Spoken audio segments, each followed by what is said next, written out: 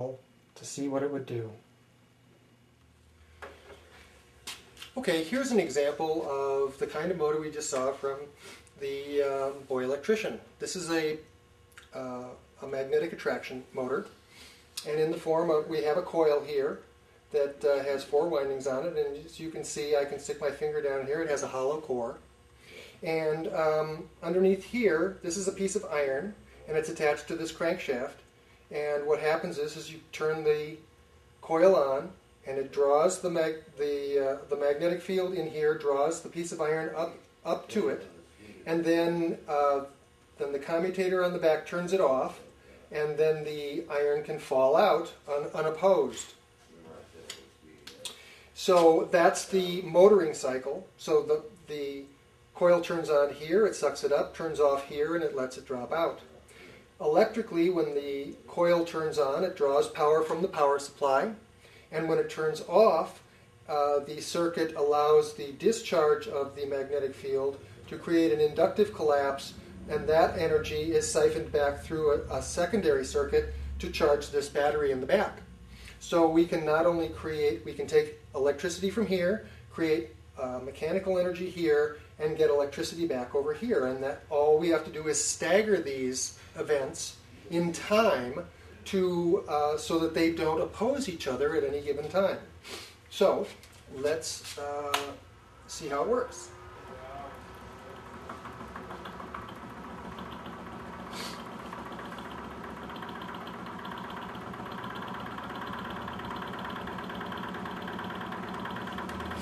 So I've got the power supply dialed up to about 12 volts, and you can see that the current is jumping around because this samples faster than this is turning on and off.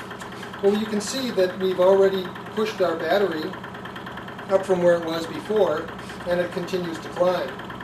Now, the amount of energy that this draws is specifically related just to the resistance of the wire in the coil and the duty cycle of the commutator. So no matter how fast or slow this turns, it's going to draw exactly the same amount of energy. Now, there's a number of things that determine how much mechanical force is produced, and primarily it has to do with the efficiency of the magnetic circuit. Right now, this is in its absolutely worst condition because the magnetic field is wide open to the environment. So but it still is enough to draw the piece of iron in. Now what we've done is we've built this little iron keeper here. This is just to get it, we can put this directly around the coil. And this is just some plastic pieces that we filled up with iron filings and glued together so that we can stick this down here and start folding this magnetic field down around itself so we can get a better magnetic circuit going.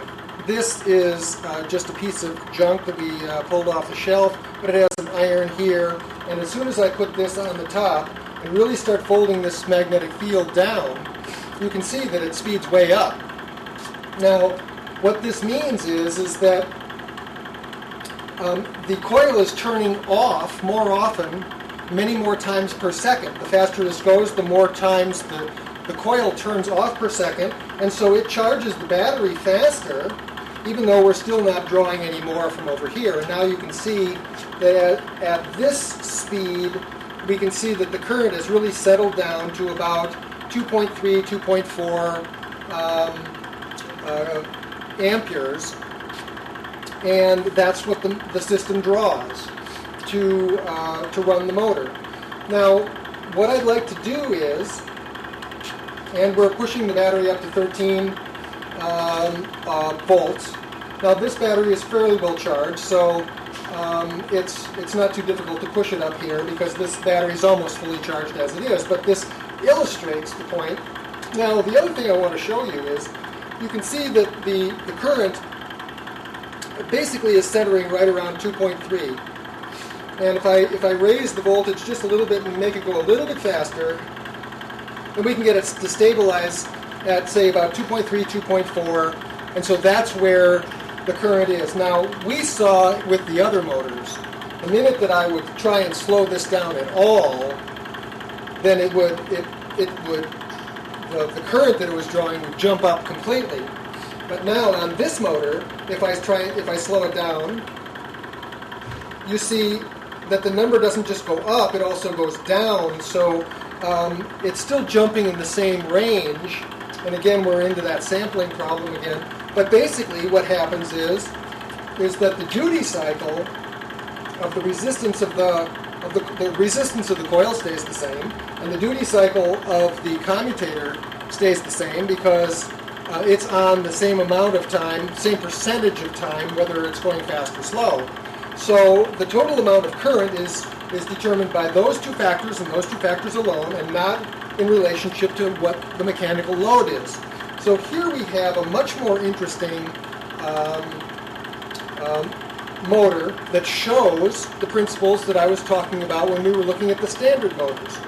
Here we have a way of taking electricity, creating a motor torque, and getting some of the electricity back in a way that doesn't generate electricity against itself and cause a reverse motoring effect that slows the motor down or makes the motor draw more current when we mechanically load it. Now what I'm going to do next is I've got this little belt, and I'm going to attach this belt to our flywheel over here and attach it to this little permanent magnet DC generator over here. So I'm going to start driving this as a generator from our motor. Okay? And, okay, so I'm going to do that.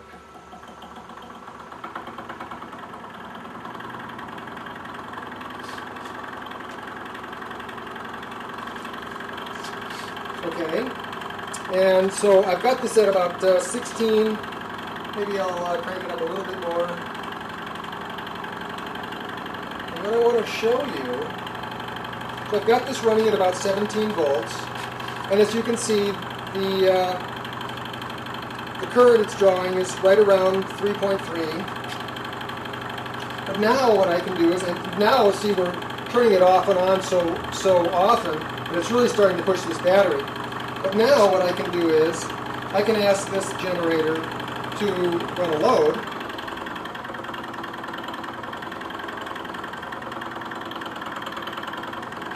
And as you can see, it slows it down, actually asks it to do work, but the total amount of current that is drawn from the power supply stays basically in the same range. It stays centered in the same range.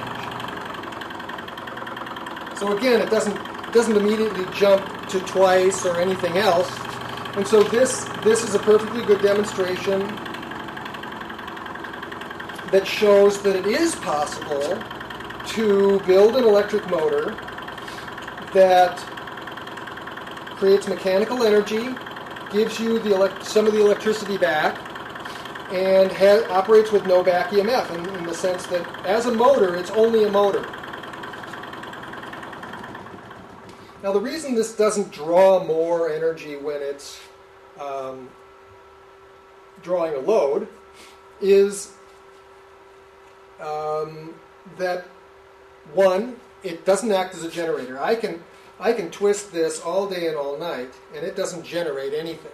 Okay, it generates over here.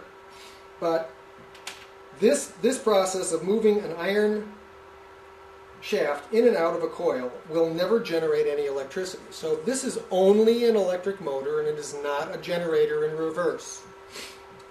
So the fact is that the only thing determining how much energy this device will draw is the resistance of the coil and the duty cycle of the commutator. It has nothing whatever to do with how much mechanical energy I can harvest from here. It's completely out of the equation, okay? Now this motor is not particularly efficient, and one of the main reasons, you could see that when I put the topper on here, it started going a lot faster without drawing any more electricity, and shows you that the amount of mechanical energy I can get out of this is really somewhat independent of the amount of electricity that it draws. Now, we're probably missing out on about 50% of the mechanical energy that this thing could produce because when we built this originally, you can see that we glued the coil directly down to this piece of plastic. So there's no way to finish folding the magnetic field down around the bottom of the coil so that we can really tightly wrap this magnetic field all the way around so that it's very, very efficient. We could probably get 50 to 60% more mechanical energy out of this for the exact same amount of electricity burned if we were able to do that with this model. So again, this shows a number of very important aspects to this, but again, this particular model has problems which can be corrected by an adjustment in the design. So here we have excellent evidence that the motors that we were looking at originally, the kind you can buy off the shelf, and that they are behaving the way they're behaving because of the geometry of the parts. And this one clearly shows that.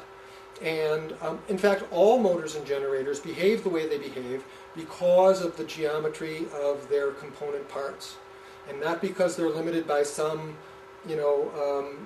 definite need to follow the laws of thermodynamics or anything else. Each one of these devices is specifically designed to behave in a particular window, and that's what they do. And they do that because of the geometry of the materials as they were designed into the motor design itself.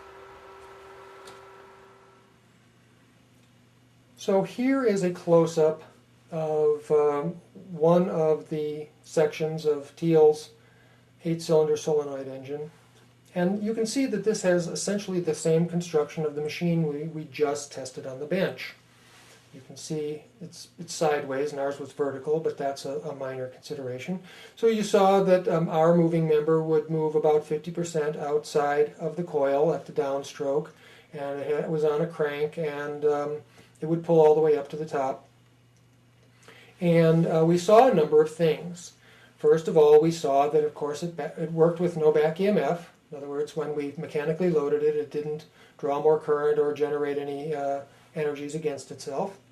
And we also saw, for the first time, that the electricity part of the event that could come back out of it was now not being reapplied against the input, but now, because it was happening at a different time and under a different set of circumstances, then it could also be shunted forward by reversing the circuit with some diodes, and we could actually recover that energy for a second useful output. So here is evidence that our initial analysis of the back EMF problem can actually be re-engineered, and that we saw that this machine had an electrical input but also had a mechanical output and an electrical output, both of which were working now for the first time in the positive direction, and none of these events were working against each other. One of the things we saw in our working model was that we could recover some of the electrical energy. And certainly if Thiel was recovering some of his electrical energy, then that would make his motor more efficient. So let's take a look at the circuit that he used to power this machine. Now we saw in the question and answer period where Thiel says that he is running this engine on extremely short duration current pulses. So I wanted to show you the commutator section from the first patent, and this is figure 6. These are the commutator wheels, and he's using a very simple arrangement of looks like just contactors. And you can see if this is the wheel here, he's just got this little nub right here, and it's going to push when it goes by, it's going to push on this mechanical contactor and just make a very, very short duration contact to turn on his coils. So this is the commutator section for one of the 4-cylinder systems. And let's take a look at the full circuit. So here we see a blow-up of figure 5, which is essentially the circuit that he discloses that runs the machine. So like he says, he runs from a battery. And this device here is a rheostat, something just to control the current. It's got a little amp meter here. And then he shows 4 parallel arrangements. And so these coils would be the solenoid, the coils and the solenoids. And then this contactor here, a 61, is repeated here. So here is the mechanical contactor he shows in each one of these things. And then there is a bypassing circuit around the commutator, which looks like a standard type of snubber type of arrangement consisting of a capacitor and a resistor. So this circuit is obviously able to do 2 things. He can dial up as much current as he wants for the coils, so he can throttle the engine. And he can also basically suppress the sparking that would normally show up at these contactors using these little snubbers. But beyond that, it doesn't look like there's anything remarkable about this circuit, and it doesn't appear that, at first glance at least, that there is any mechanism to recover any of the energy from the collapsing inductors when they're turned off. So in order to understand this type of circuit a little bit better, let's dig up a little more history on this type of circuit. Now here is a patent from 1974, and it was issued to Roger Andrews, and it's called Novelty Electric Motor. And this is the basis of many of the very successfully marketed executive desktop novelties from the 1970s and 1980s. So what I'd like to do is give you a close-up of this very interesting circuit. So here is the cute little masterpiece of Roger Andrews. And this shows in the drawings, figure 1 and figure 6, 2 of the most successfully marketed versions of this toy. And we can look at this one in particular. This consists of a plexiglass kind of rail like this, and this wheel has a number of magnets on it and a very small shaft, and it will roll back and forth and back and forth. And this was very successfully marketed as an executive desktop novelty called the Space Wheel. And what I'd like to show you is this little circuit. The one above was presented as a little table that had a top that would spin on it. And what was novel about this is that you'd start spinning this. You could start to spin this top, and it would spin for 8 months on this little thing. And it looked like a perpetual motion machine almost. It would just spin and spin and spin and spin and spin. And the circuit, and of course this would rock back and forth for literally 7 or 8 months on a battery. And he was just using a 9-volt little radio battery to run these things. And essentially, if we look in figure 1, we can see that the circuit consists of a battery, a single transistor, and an inductor with a split winding. And that's the whole circuit. And how this operates is that there are magnets in the wheel, or in the top. This is the version that has the top. And the table was sloped down and had a low point here, which was in a ring, and then a slight rise in the center, and then rise out to the center, to the other edge. And this was a circular table. And so the top was free to kind of move around anywhere, but its preferred location would be right here in this low dip. And what that would do is it would put one of the magnets periodically right over the central inductor. And what would happen is that when the magnet would go by, it would induce a small current in this coil, and that would place the proper inductive polarity on this transistor and turn it on for a brief moment. At which point current would be conducted from the battery through the coil. It would reverse the polarity of the magnetic field in the inductor, give a little bit of a kick to the top to keep it spinning, and then that reversal would also reverse the conditions on the base of the transistor, so that would turn the transistor off, so then the current would stop flowing and the magnetic field would collapse and generate a little bit of a back pulse. And of course, with this transistor off, there was really nowhere for this energy to go. The only other component that it was connected to was the battery. And so what would happen is there was a fairly long relaxation time between pulses as far as duty cycle goes. The on time for the duty cycle of this was probably maybe 5 or 10%. And so there was a fairly long period between the back pulse and the next forward pulse when the transistor turned on again when the magnet came around. So let's take a look at the claims made for this very interesting design. Now, normally I would dissect a patent for extreme minutia, but in this case, the opening sentence has everything we need to know.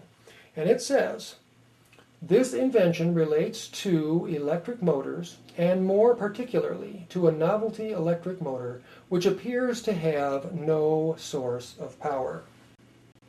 Now, certainly, in a country where patenting a perpetual motion machine is essentially illegal, this is about as provocative a statement as any inventor would dare make. And the fact is that Roger Andrews makes this statement for one simple reason, and that is that when you do the math, when you figure out how many amp hours of energy are in the battery, and you figure out how many pulses it puts out from the inductor to drive the little top around the table for 6 to 8 months, what you find is that the toy runs for somewhere between 2 and 3 times longer than it should. In other words, it appears that something is being kicked back to the battery because the battery just lasts a ridiculously long period of time, something that is way beyond anything that could be understood. So, the other thing I'd like to show you is this. So here for figure 10 we see that this is also a very, very good circuit for driving a little pendulum, so it's good for clocks and things like this. But here, figure 11. Figure 11. Now all of a sudden, this isn't a toy. He's showing that this can be made into a motor that can drive a generator and all kinds of things, and that this has implications for power production that are really soft-pedaled in the patent. Now, Roger Andrews' simple circuit relates to a family of circuits that are similar to it, and one of the most similar is